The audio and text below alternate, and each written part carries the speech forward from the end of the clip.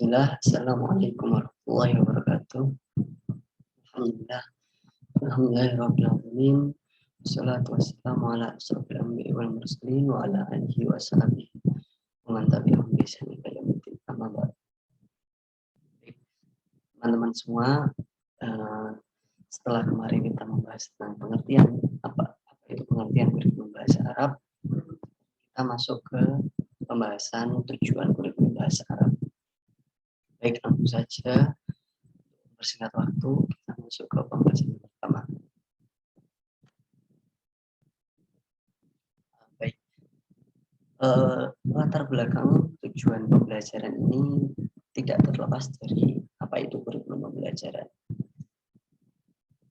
Nah, seperti yang kita ketahui, kurikulum merupakan seperangkat rencana dan pengaturan mengenai tujuan, isi, dan bahan pelajaran, serta cara yang digunakan sebagai pedoman atau pegangan penyelenggaraan kegiatan. Jadi sesuai yang dijelaskan pada kemarin bahwa kurikulum merupakan pegangan untuk penyelenggaraan kegiatan pembelajaran atau KPM dan untuk mencapai tujuan pendidikan tertentu. Tujuannya adalah untuk mencapai pendidikan tertentu. Kemudian pemerintah sebagai elemen yang penting dalam mengatur kebijakan dalam pendidikan telah menegaskan 8 standar yang harus tertuang atau tertera di dalam kurikulum sesuai dengan PP nomor 19 tahun 2003 tentang standar nasional pendidikan. 8 standar ini diantaranya atau kedelapannya adalah yang pertama yaitu standar isi, kemudian yang kedua adalah standar proses, dan yang ketiga adalah standar kompetensi lulusan, kemudian yang keempat standar pendidikan dan tenaga kependidikan. Kemudian yang kelima ada standar sarana dan prasarana, kemudian yang keenam ada standar pengelolaan, yang ketujuh ada standar pembiayaan, dan yang kedelapan atau terakhir standar penilaian pendidikan. Nah, dari penjelasan tersebut dapat kita ketahui bahwa penetapan kurikulum itu termasuk penetapan tujuan pembelajaran. Nah, jadi ketika kurikulum ini diterapkan, tujuannya adalah pembelajaran dalam suatu mata pelajaran.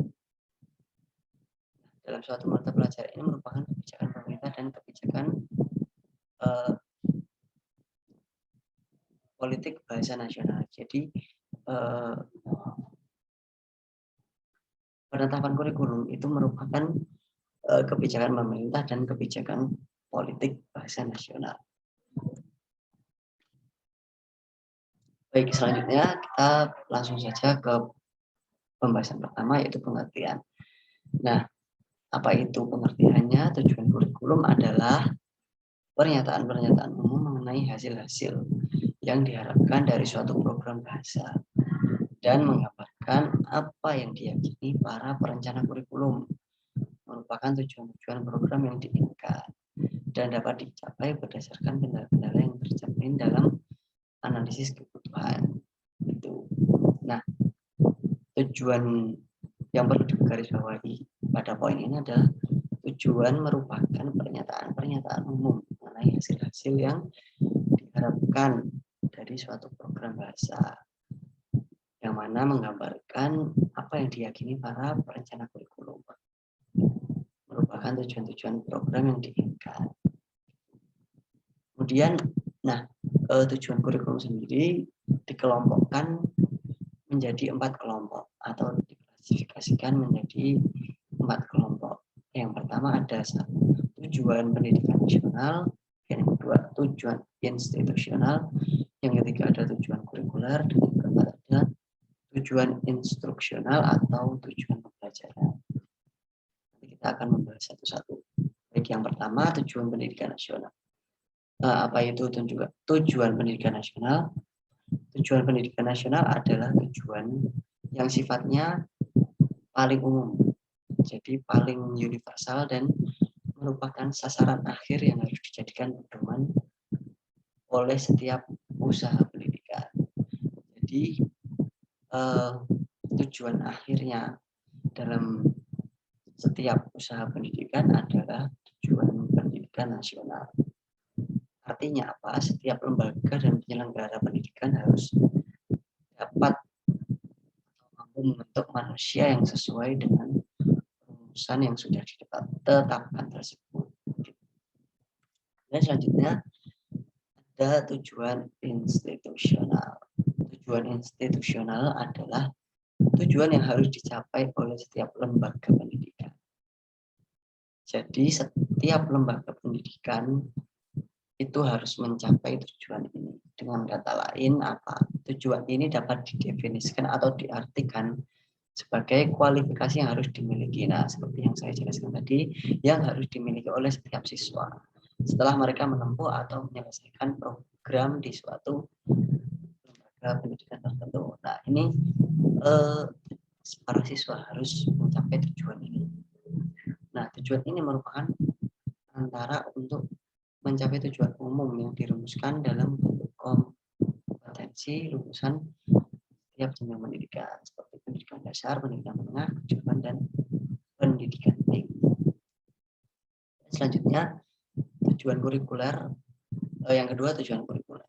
Nah, apa itu tujuan kurikuler? Yaitu tujuan yang harus dicapai oleh setiap bidang studi atau mata pelajaran.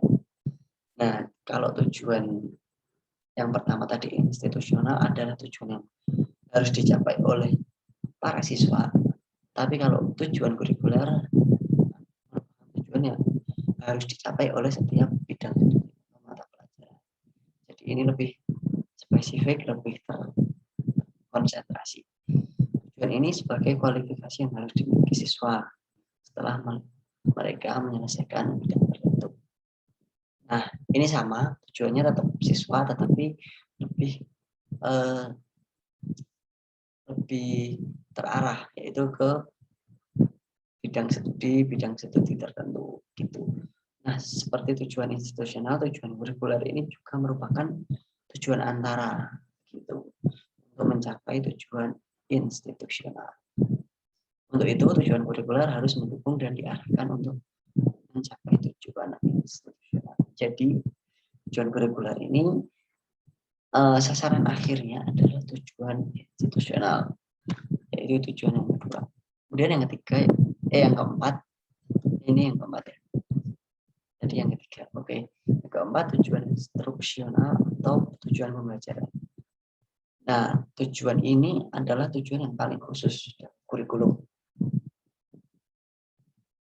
Karena tujuan ini merupakan bagian dari tujuan kurikuler yang merupakan kemampuan yang harus dimiliki siswa setelah mereka mempelajari bahasan tertentu mata pelajaran tertentu dalam satu kali pertemuan. Nah, jika tadi tujuan kurikuler adalah fokusnya kepada satu mata kuliah atau satu mata pelajaran tertentu atau setiap mata pelajaran. Nah,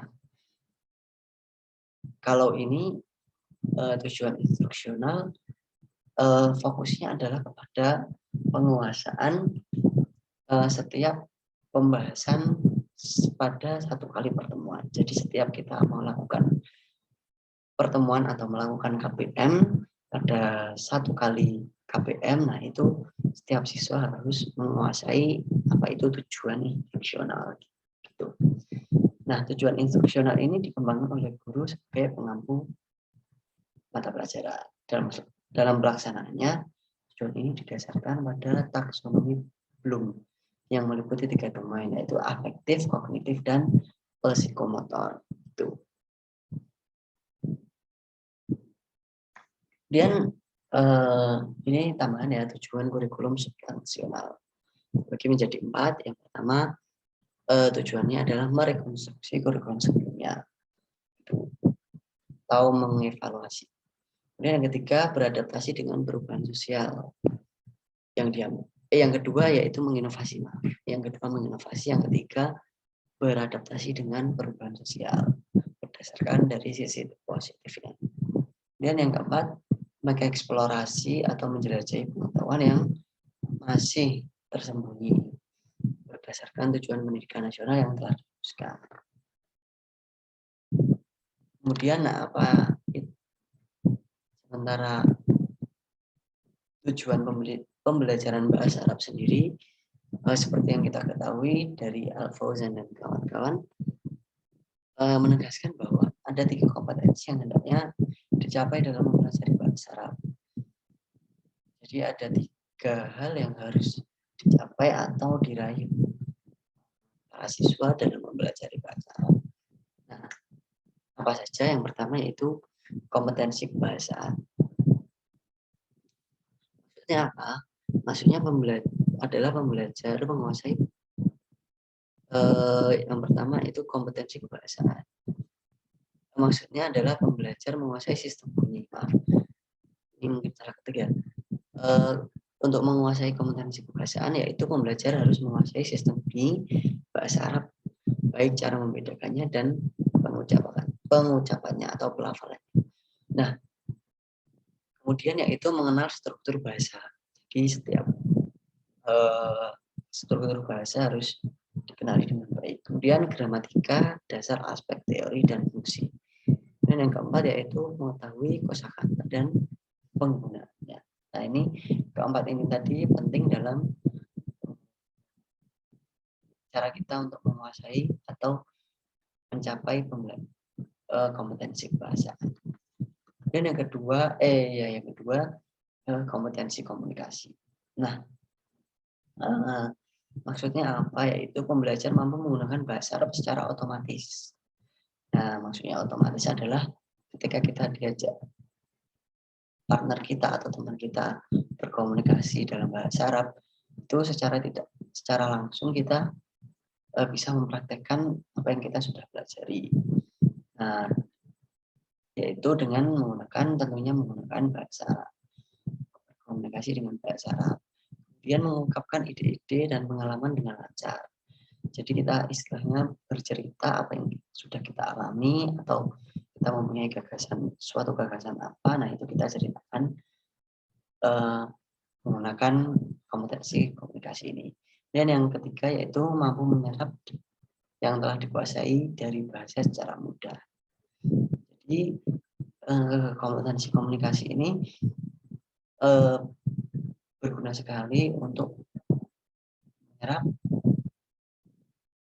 materi-materi yang sudah kita terima selama ini. Nah, ketika kompetensi komunikasi ini sudah kita capai, maka kita akan menguasai apa yang sudah kita terima selama ini dengan mudah. Dan yang ketiga, yang terakhir, yaitu kompetensi budaya. Maksudnya apa? Yaitu memahami apa yang terkandung dalam bahasa Arab dari aspek budaya. Nah, kita tahu negara Arab atau bahasa Arab itu juga mempunyai budaya sendiri. Kosakata, contohnya ya kosakata di sana itu budaya di sana itu juga berbeda dari apa yang kita punya di negara Indonesia. Dan yang kedua itu mampu mengungkapkan tentang pemikiran penuturnya. Ketika mengenai nilai-nilai, kemudian ada istiadat, nah kemudian yang ada etika, nah ini etika atau adab, kemudian yang terakhir ada seni, yaitu tentunya seni di negara Arab sana. Baik, mungkin itu saja penjelasan dari saya mengenai apa itu tujuan kurikulum pendidikan bahasa Arab, tujuan kurikulum pembelajaran bahasa Arab. Mungkin apabila teman-teman mempunyai bisa ditanyakan di kolom komentar, dan mungkin jika ada yang belum paham juga bisa ditanyakan. Mungkin itu dari saya. Apabila ada salah kata, mohon maaf yang sebesar-besarnya. Subhanakallahumma wa bihamdika, asyhadu an la ilaha illa anta, astaghfiruka wa atubu ilaik. Wassalamualaikum warahmatullahi wabarakatuh.